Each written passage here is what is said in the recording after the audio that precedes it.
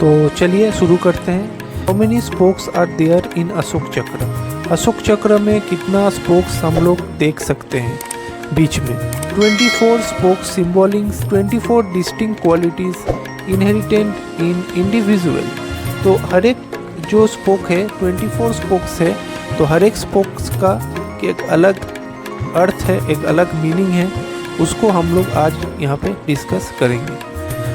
It is also known as the wheel of duty. तो इसको हम लोग बोल सकते हैं, जो अशोक चक्र जो रहता है बीच में, उसको हम लोग बोल सकते हैं the wheel of duty. Okay, तो चलिए ये जो 24 पॉइंट्स है इसका क्या मीनिंग है, इसको हम लोग आज डिस्कस करेंगे। फर्स्ट पॉइंट है चेस्टिटी। चेस्टिटी मतलब inspires to lead simple life. जो लोग सिंपल लाइफ को लीड करेंगे, इसके बारे में यहाँ पे बोला गया है फर्स्ट पॉइंट पे। सेकेंड पॉइंट है health, to maintain physical and mental health. तो मेंटल हेल्थ और फिजिकल हेल्थ को भी मेंटेन करना है, इसको 2 नंबर में रखा गया है। उसके बाद peace, inspires to maintain peace and harmony throughout the country. इसमें क्या बोलना है, इसमें पीस और हार्मोनी को, मतलब पीस को बेसिकली मेंटेन करना है all over the country. Fourth है sacrifice, sacrifice for the country and society. तो कंट्री और सोसाइटी के लिए हम लोग को सैक्रिफाइस भी करना है कभी भी। उसके बाद है morality, morality to maintain morals in the life. Life का जो मोरल है उसको भी हम लोग को मेंटेन करना है, यह है 5th पॉइंट। 6th पॉइंट है service, to serve the country and society when required. मतलब जब भी ज़रूरत पड़ेगा हम लोग सोसाइटी को और देश को हम लोग सर्विस करेंगे।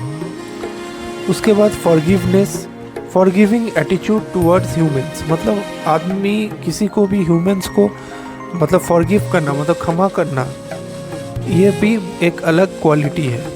उसके बाद है love, love towards the country and all living beings. मतलब सबके लिए ये सबको प्यार करना चाहिए और सब किसी के साथ भी झगड़ा नहीं करना चाहिए।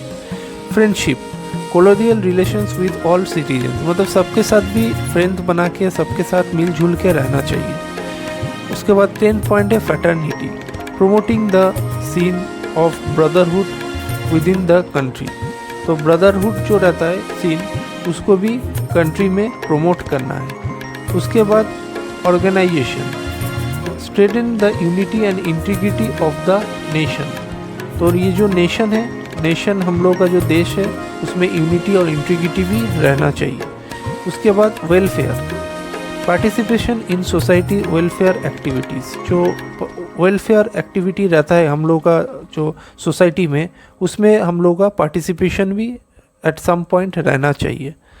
उसके बाद है prosperity, actively contributing to the country's development. तो कंट्री का जो डेवलपमेंट है उसमें हम लोग को योगदान करना चाहिए ताकि कंट्री में सब कुछ इजीली हो सके।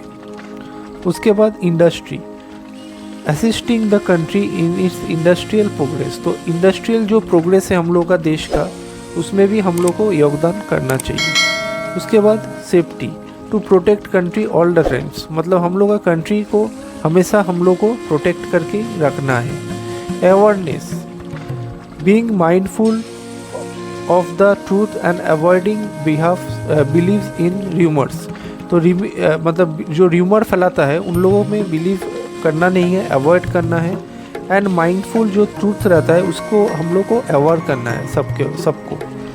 उसके बाद 7th पॉइंट है equality, to establish the society based on equality. तो इक्वलिटी है हम लोग का देश में बहुत सारा लैंग्वेज है, बहुत सारा रिलीजन है, इसीलिए हम लोग को इक्वली सबके साथ मिलजुल के रहना चाहिए। उसके बाद अर्थ, optimum utilization of money for the greater good. मतलब जो गुड थिंग है उसमें हम लोग को मनी को यूटिलाइज करना है, ख़राब चीज़ में हम लोग को कभी भी कुछ यूटिलाइज नहीं करना है। उसके बाद policy, having faith in the countries policies. तो लॉन्च करते हैं तो उन लोगों को पॉलिसी में भी हम लोग को विश्वास रहना चाहिए। उसके बाद justice, advocating for justice and fairness for all. मतलब सबके लिए जस्टिस होना चाहिए और फेयरनेस भी सबके लिए इक्वली होना चाहिए। उसके बाद 21 पॉइंट हम दूसरा जगह में लिखे हैं, उसको भी हम लोग यहाँ पे डिस्कस करेंगे। सो आप लोग देख सकते हैं 21 पॉइंट कोऑपरेशन, तो सबके encouraging team work and collaboration. तो कोलाबोरेट करके हम लोग को कोऑपरेट करके टीम वर्क में हम लोग को चलना है ताकि कोई अकेला नहीं पड़े। Duties, honest and dutiful responsibility, तो सबको अपना अपना ड्यूटीज़ के बारे में पता होना चाहिए और निभाना भी पड़ेगा, क्योंकि सब अपना अपना इंडिविजुअल एक स्ट्रॉन्ग पर्सनालिटी है। उसके बाद rights, responsible exercise of one's right without abuse, किसी को एब्यूज़ नहीं करना चाहिए, सबका राइट्स है और सबका राइट्स को इक्वली रिस्पेक्ट करना है। Wisdom, understanding through learning and education, तो जो लर्निंग है, जो लोग सिखाता है पढ़ाता है टीचर लोगों को रिस्पेक्ट करना है और एजुकेशन में हम लोग को भरोसा रखना है। तो ये जो था आइडिया ऑफ द अशोक चक्र वाज प्रोपोज्ड बाय, तो किसने ये प्रपोज किया था अशोक चक्र का idea? B are Ambedkar ji ने अशोक चक्र का जो आइडिया था ये प्रपोज किया था।